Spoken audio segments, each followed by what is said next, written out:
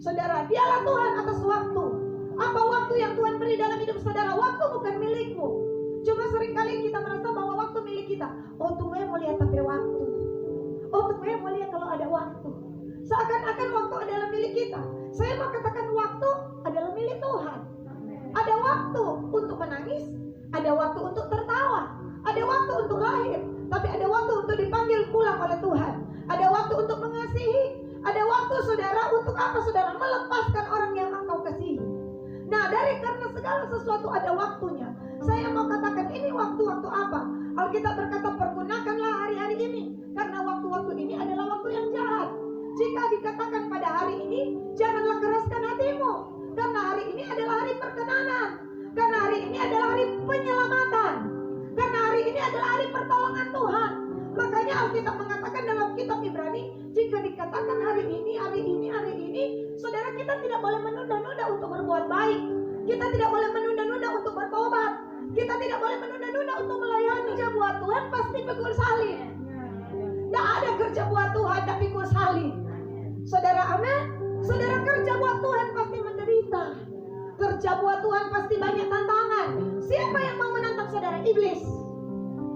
Makanya saya dan saudara hari ini tidak berhadapan dengan kuasa-kuasa yang kita lihat, tapi berhadapan dengan kuasa-kuasa yang tidak kita lihat. Bagaimana cara lawannya? Bukan dengan senjata yang bisa kita lihat, tetapi senjata yang diperlengkapi dengan kuasa Allah yang sanggup meruntuhkan benteng-benteng keangkuhan pikiran-pikiran manusia. Apakah senjata kita? Doa. Itulah sebabnya hari ini kita berdoa. Karena saudara, tidak ada kekuatan yang tidak bisa dihadapi oleh daging ini, oleh kekuatan ini, oleh kekayaan ini. Apa itu saudara? Kuasa-kuasa si jahat. Hanya apa? Kuasa Tuhan yang bisa meruntuhkan semua ini.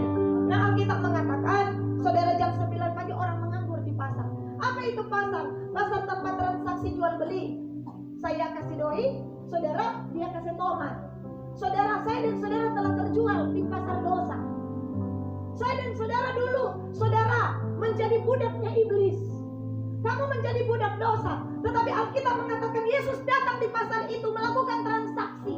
Dengan apa? Membayar kepada Bapa. Dengan apa alat bayarnya? Kamu telah dibeli. Makanya kata ada beli. Beli itu bahasa transaksi. Beli itu bahasa pasar. Betul toh? Saudara mau di pasar, makanya Alkitab berkata, kamu telah dibeli dan harganya sudah lunas dibayar. Pakai apa? Alkitab bilang, bukan dengan emas. Oh, pakai apa dalam pasar? Bukan dengan perak. Alkitab mengatakan, tetapi dengan darah yang mahal, yaitu darah yang tidak bercela, darah domba Allah. Itulah sebabnya ada salib. Kenapa? Karena untuk membeli saya dan saudara yang sudah terjual di bawah kuasa dosa. Bersyukur kepada Tuhan kita tidak dibeli dengan harta. Karena kalau dibeli dengan harta, orang kaya cuma mampu selamat. Cuma orang kaya yang selamat. Orang yang bisa selamat. Cuma orang besar yang bisa selamat. Orang kecil mau pakai bayar dengan apa? Tetapi puji Tuhan, Alkitab berkata terlalu mahal harga pembebasan nyawa. Mazmur 49, mari kita lihat harga nyawa. Berapa harga nyawa? Mazmur 49 ayat 8 dan 9. Yuk kita baca sama-sama. Tidak seorang pun dapat membebaskan dirinya atau memberi tebusan kepada Allah ganti nyawanya, karena terlalu mahal harga pembebasan nyawa dan tidak memadai untuk selama-lamanya. Alkitab bilang apa? Tidak ada seorang pun. Saudara, mau kasih apa? Mau kasih harta? Nggak bisa. Mau kasih uang? Nggak bisa. Kecuali bayarannya apa? Darah. Tapi darah siapa? Semua manusia telah berbuat dosa. Darah opa, darah oma. Saudara, darah mana? Darah bangsawan. Bangsawan pun sudah berbuat dosa. Tetapi Alkitab mengatakan satu-satunya darah yang tidak bercacat celah adalah darah Yesus. Amen. Tapi apakah Allah mau memberikan anak satu-satunya? Pedih, pahit, kehilangan anak. Siapa yang pernah kehilangan anak? Pemain musik kita. Anaknya dipanggil pulang dalam usia 1 tahun. Hampir 1 tahun. Rasa hancur hati ini. Rasa hancur. Saya melihat dia, saya takut dia tidak kuat berdiri. Saya bilang begini, Tuhan, tergantung kedalaman seperti apa fondasi dibangun. Dan puji Tuhan, fondasi dibangun di atas batu karang. Sehingga ketika badai datang tidak goncang. Badai akan menerpa apa yang engkau bangun hari ini. Apa sandaranmu? Kalau sandaranmu saudara firman, saudara akan tetap kuat sekalipun ada badai. Saudara melihat hari ini, saudara ya, dia setia melayani Tuhan. Bukan semuanya mulus, tapi dia anak dipanggil pulang oleh Tuhan. Di saat kita melakukan KKR dan Tuhan menyembuhkan banyak orang, berarti Tuhan sanggup dong. Ya. Tapi kenapa Tuhan tidak kerjakan? Sebuah pertanyaan besar. Dan itu membuat saudara sebuah apa yang namanya iman dipertaruhkan. Apakah saudara dan saya masih tetap percaya ketika saudara kita mendapatkan tantangan besar? Apakah saudara masih punya iman? Ketika apa yang kita doakan belum Tuhan jawab, saudara. Di situ Alkitab mengatakan tergantung kedalaman. Kita dibawa Tuhan membangun hidup kita dengan firman. Semakin dalam akan datang banjir untuk menguji, akan datang badai untuk menguji seberapa jauh iman kita. Kalau hari-hari ini kita mau mengundurkan diri, berarti iman sepenuhnya kita tidak pernah bergantung pada Tuhan. Tapi hari ini, siang hari ini, biar apapun yang terjadi dalam hidupmu dan hidupku, Yeremia 20 ayat 9 berkata, ya, aku tidak mau mengucapkan lagi firman demi namanya, tapi entah kenapa ada api dalam tulang-tulangku. Berlelah-lelah aku menahannya, namun aku tidak sanggup. Oh, Yeremia didorong untuk terus melayani, terus melayani. Sekalipun penolakan demi penolakan, dia dilemparkan di sumur, dia dihina, dia disiksa, dia disebut nabi. Saudara, saya suka dengan Nabi Yeremia. Dialah yang menulis ratapan. Apa itu ratapan? Menangis. Makanya ada kitab ratapan. Kenapa? Karena dia menangis. Oh, air mataku seperti pancuran air mata. Saudara bayangkan, pernah orang menangis seperti pancuran. Semua dosa orang bikin di zaman Yeremia. Nabi-nabi Tuhan yang betul mereka lempari dengan batu. Nabi-nabi palsu, saudara ya, mereka angkat. Kenapa nabi palsu ini bilangnya apa? Apa minum, mabok. Yang penting setia masuk gereja. Itu nabi palsu. Jangan itu, ya apa-apa bikin dosa. Tuhan kita adalah Tuhan yang mengasihi. Tuhan kita adalah, dan mereka senang dengan nabi-nabi seperti itu. Tapi mereka tidak senang dengan Nabi Yeremia, karena Yeremia mengatakan ya di atas ya, tidak di atas tidak. Saudara, hari ini, saudara ya, mari lanjutkan perjalanan imanmu dengan Tuhan. Alkitab mengatakan jam 9, kemudian Matius 20 berkata apa? Pada jam 3 Alkitab bilang apa? Balik lagi kepada mereka, pergi jaga kamu ke kebun anggurku. Ayat 5. Kira-kira pukul 12 dan pukul 3 petang, ia keluar pula dan melakukan sama seperti tadi. Pukul 12 apa? Lagi teriknya matahari, lagi asik-asiknya, panas-panasnya orang bikin dosa. Di situ Tuhan memanggil orang berdosa. Amin. Di saat orang lagi mabuk-mabuk, di situ Tuhan memanggil kita. Di saat saudara lagi bikin dosa, tiba-tiba ada yang ajak saudara, mari pergi ke persekutuan, dan saudara ditangkap oleh Tuhan. Lagi panas-panasnya bikin dosa, Paulus lagi panas-panasnya mau bunuh orang. Tiba-tiba langit terbuka. Saudara, tiba-tiba jamaah Tuhan, Saulus, Saulus, mengapa engkau menganiaya aku? Siapa engkau? Akulah Yesus yang engkau aniaya. Saudara, lagi hebat-hebatnya bikin dosa, Tuhan menyelamatkan kita. Itulah kasih karunia. Lagi asik-asik bahugel, tiba-tiba saudara dijamah oleh Tuhan. Amin. Lagi asik-asik saudara buat kesalahan, tiba-tiba saudara Tuhan menjamah hidupmu. Itulah pertolongan Tuhan. Itu gambaran orang jam 12. Saudara, amin. Bayangkan anak umur 15 tahun berani menantang Tuhan. Kita turun dari saudara stadion, kita berdiri kira-kira 20 meter. Roy Durman bule tapi pendek, saudara ya. Tiba-tiba dia tunjuk begini. Kita lihat ini ada orang gini. Dia tunjuk ke kita, saudara tahu. Bom kita terlempar, hele capatu tali tak lepas. Kita kaget. Beberapa orang tumpang tangan di kepala, dirumpu-rumpu. Saudara, bayangkan pada saat saya menantang Tuhan. Kalau nggak jago, coba pak kita. Bayangkan saudara, Tuhan ada dengar. Dia saudara dari mulut najis ini, saudara, keluar satu penantang, tantangan. Tapi di situ Allah menyelamatkan. Kita bangun, saudara ya, kita lihat, sudah lepas pakai capatu. Terus saudara kita pergi, kita bertemu Toto Bore, saudara, waktu dia makan, dia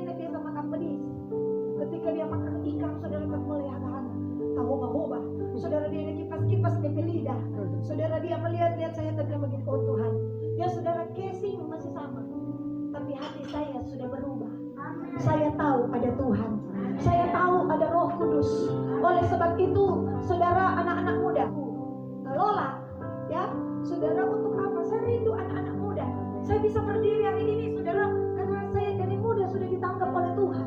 Ada benih firman yang hidup dalam hati saya. Saudara, itulah sebabnya saudara bawa anak-anak muda dari tempat lain ke gereja mereka. Ada api Injil dalam hidup anak-anak muda. Satu tempat di Halmahera di mana dia bilang, ibu, orang cuma ada cukup doi mau pergi, mau pulang belum. Dia bilang, kalau Tuhan suruh pergi, berarti Tuhan sanggup suruh pulang. Ya saudara, itu kan selalu Tuhan kan Allah yang menyelesaikan segala sesuatu. Entah bagaimana caranya, bagaimana saudara ya, pekerjaan Tuhan akan bekerja, kita serahkan saja kepada Tuhan. Soalnya kalau mau tunggu doi, orang benar hidup oleh iman, orang benar hidup oleh percaya. Tuhan bukan gak mau mampu saja doi, Tuhan melatih orang beriman dulu. Amin. Doi ke belakang. Saudara ya, kenapa saudara harus iman? Ya, hidup kita sandarannya bukan kekayaan. Gereja yang bersandar pada kekayaan, ketika akan datang goncangan, gereja itu akan runtuh. Gereja saudara yang bersandar kepada jabatan, satu saat akan runtuh. Gereja yang bersandar kepada apa saudara? Kekayaan, saudara yang hal-hal dunia ini, satu saat Alkitab mengatakan, aku akan menggoncangkan langit, bumi, laut, darat, supaya tinggal tetap yang tidak tergoncangkan. Dan di atas batu karang ini aku akan mendirikan jemaatku. Jadi sandaran kita adalah Kristus. Bagaimana bersandar kepada Kristus? Iman. Iman. Berimanlah saudara. Iman akan diuji, iman akan dibongkar. Iman hari-hari ini akan melihat seberapa kualitas. Kalau saudara memiliki iman seperti perak, Mazmur 66 berkata, ya saudara, coba kita lihat.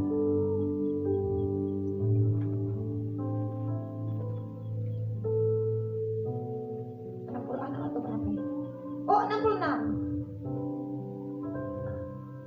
ayat 10. Sebab Engkau telah menguji kami ya Allah, telah memurnikan kami seperti orang memurnikan perak. 11. Engkau telah membawa kaki kami ke dalam jaring, mengenakan beban pada pinggang kami. Engkau telah membiarkan orang-orang melintasi kepala kami.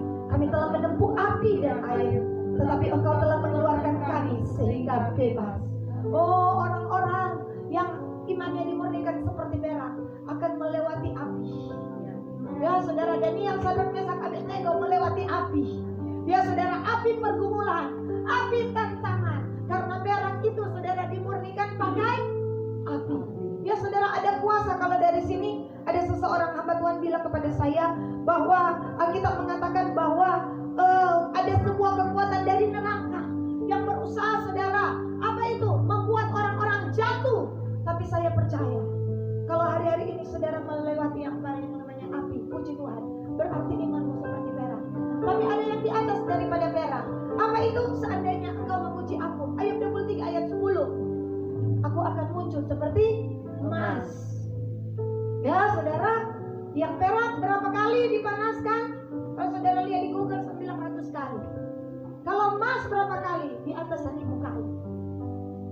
Makanya kalau saudara bilang, ya tapi pergumulan lebih berat dari dia, karena engkau mungkin seperti perak atau seperti emas, dia lebih ringan. Amin, saudara. Tapi itu yang menyenangkan hati Tuhan.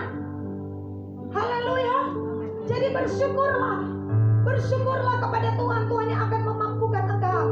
Ada yang dimurnikan seperti Musa, saudara. Ada yang dimurnikan seperti Ayub. Belum waktu satu sudah datang persoalan. Ayub mengenai unta habis, mengenai perusahaan habis, kambing domba habis. Ya saudara, sampai anak le habis. Belum kelar tuh satu saudara datang tuh satu. Pernahkah saudara seperti dikepung dari segala jurusan? Belum masalah ekonomi, so masalah rumah tangga. Belum masalah rumah tangga, so masalah sakit penyakit. Belum masalah kesehatan, so masalah dengan tetangga. Dan saudara mengatakan, mengapa? Makanya Daud berkata, aku dikerubungi oleh anjing-anjing, singa-singa, beruang-beruang. Bayangkan saudara, ya saudara, singa, beruang, anjing. Tetapi Alkitab mengatakan, sekalipun aku berjalan dalam lembah kegelapan, aku tidak takut bahaya, sebab gadamu dan tongkatmu itulah yang menghibur aku. Di tengah kesesakan, di tengah pergumulan, di tengah dikepung dari segala jurusan, saudara tahu masih ada pengharapan. Mau lihat kemana ibu? Kiri, kanan, muka belakang. So ada tantangan, lihat ke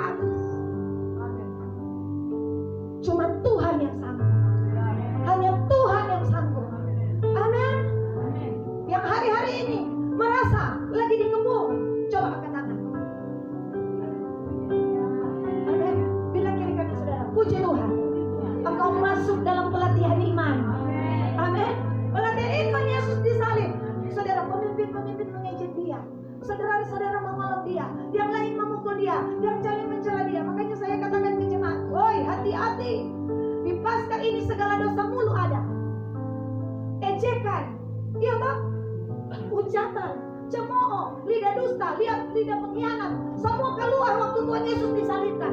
Yang lain mencela, yang lain mengejek, yang lain saksi dusta. Oh, orang ini mengatakan 3 hari akan membangun. Oh ya saudara, yang lain berdusta, yang lain mengejek. Petrus mengaku apa? Mengutuk, bersumpah. Bayangkan ejekan, polokan, hinaan, celaan, saksi dusta, sumpah, kutukan.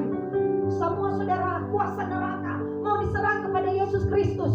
Tetapi apa yang Yesus lakukan kepada pengejek, penghina, saksi dusta, pengkhianat, penyangkal, dia bilang, ya Bapa, ampunilah mereka, sebab mereka tidak tahu apa yang mereka perbuat. Itulah kemenangan, itulah kemenangan. Oh, itulah kemenangan. Oh, cara kita bilang mesti kalahkan kejahatan. Bagaimana cara mengalahkan? Kalahkanlah kejahatan dengan kebaikan. Amin, amin saudara. Adakah hari ini ada ejekan, ada hinaan, ada olokan? Puji Tuhan. Oh, ada berkat besar yang akan Tuhan nyatakan. Tergantung apa yang ada di hatimu. Apakah engkau percaya? Apakah engkau mengampuni? Alkitab berkata, kasihlah sesamamu manusia seperti dirimu sendiri. Tapi aku berkata kepadamu, kasihilah musuhmu. Kalau saudara taat pada firman, ada upah besar. Ada upah besar, ada berkat besar. Dia akan Tuhan sediakan kepadamu. Mungkin tidak hari ini, tapi mungkin besok, mungkin lusa, mungkin saudara minggu depan. Kepada anak-anakmu Tuhan sanggup. Haleluya. Saudara, semua butuh iman. Saudara, semua butuh apa yang namanya percaya. Di tengah kesesakan, di tengah kesusahan, saudara dan saya berharap hanya kepada Kristus. Alkitab mengatakan orang ini kemudian keluar. Dia cari lagi pada jam berapa tadi? Sudah jam 12, jam 3. Jam 3 apa? Yesus wafat jam 3. Yesus berkata, pada saat jam di mana aku disalibkan, disitulah ya Bapak, aku meminta supaya banyak orang diselamatkan. Saudara, itu harganya. Kemudian saudara, Alkitab mengatakan, saudara, kelar jam 5. Setelah jam 5, kalau saudara baca Matius 20, ternyata itu sore. Mari kita lihat di dalam kitab Kidung Agung pasal 2. Kalau jam 5 so apa itu? Sore. Saudara, Kidung Agung 2 ayat 14 kalau tidak salah. Sebelum angin senja berembus dan bayang-bayang menghilang, kembalilah kekasihku. Berlakulah seperti kijang atau seperti anak rusa di atas gunung tanaman rempah-rempah. Saudara, sebelum angin senja, kan jam 5 itu senja, sore. Sebelum angin senja berembus, saudara, itu sore apa? Waktu terakhir. Karena perpindahan bagi orang Israel, saudara, itu jam 6 ke jam 7 itu semalam. Yesus berkata, kerjalah selagi hari masih siang. Kalau sudah datang malam, sudah ada waktu. Senja itu adalah waktu terakhir. Tuhan bilang, kenapa? Karena senja adalah di mana bayang-bayang akan hilang. Bu, masih ada bayang-bayang? Ada. Berarti masih hidup. Coba lihat, maksudnya ada bayang-bayang. Semati itu. Makanya kita bilang, saudara ya, sebelum angin senja berembus dan bayang-bayang hilang, kembali jumpa Tuhan. Selagi hidup, diri ini masih ada bayang-bayang. Kalau sebenarnya ada bayang, saudara sedang ada waktu untuk kembali. Itulah jam 5 sore. Karena Tuhan Yesus sudah menetapkan, saudara, waktu pertobatan itu ada ukurannya. Jangan saudara dan saya bilang, oh nanti esok, nanti lusa. Apakah kita tahu apa yang akan terjadi hari esok? Apakah kita tahu akan terjadi minggu depan? Tidak seorang pun tahu. Pada bulan Maret tahun lalu genap Maret ini 1 tahun corona. Tapi saudara, bagi saya ini adalah 1 tahun penyertaan Tuhan. Ini adalah 1 tahun di mana Tuhan membuktikan. Amin. Apa? Penyertaan Tuhan. Ada kesehatan, ada kekuatan, ada perlindungan dalam kehidupan kita, ada pemeliharaan Tuhan. Saudara, di masa-masa sulit.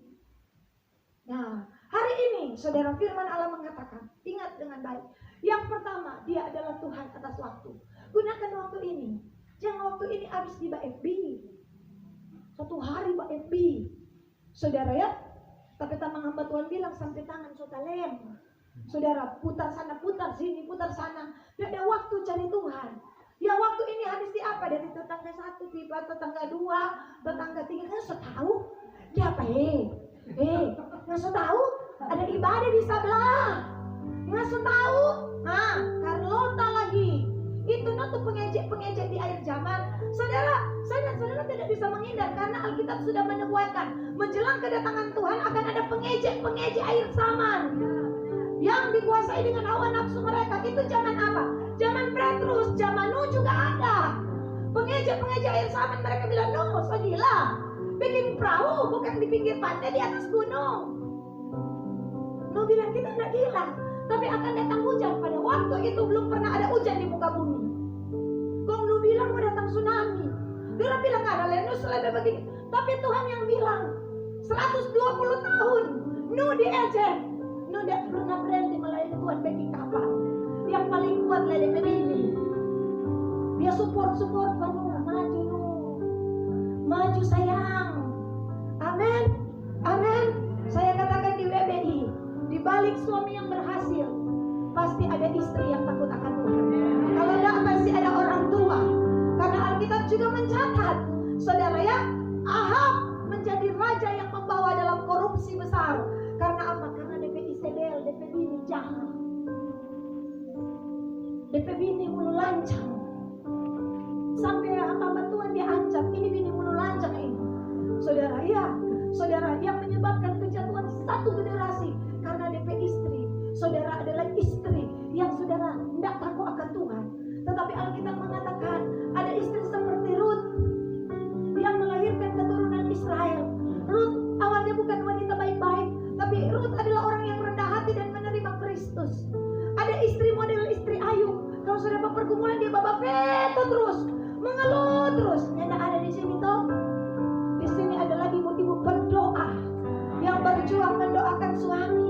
Dikala apa susah, dikala apa di tengah pergumulan, saudara biar so sesak di hati, ya itu suami datang dan berkata, "Kek pada sakit." Nenek tahu 5 hari kita bangun ada bilang kita ada sakit atau nyanda. Kek pada cuma dia pilih tuh ayam. Pagi-pagi dia saya makan ayam. Semua ayam bakuku dia kasih makan. Mar, atau orang dia perhatikan.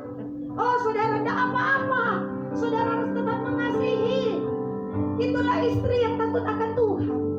Ya saya bilang kepada suami saya, sayang, ya, karena bersyukur dapat istri penumpang kita. Pak Gembala bilang begini, puji diri sendiri. Karena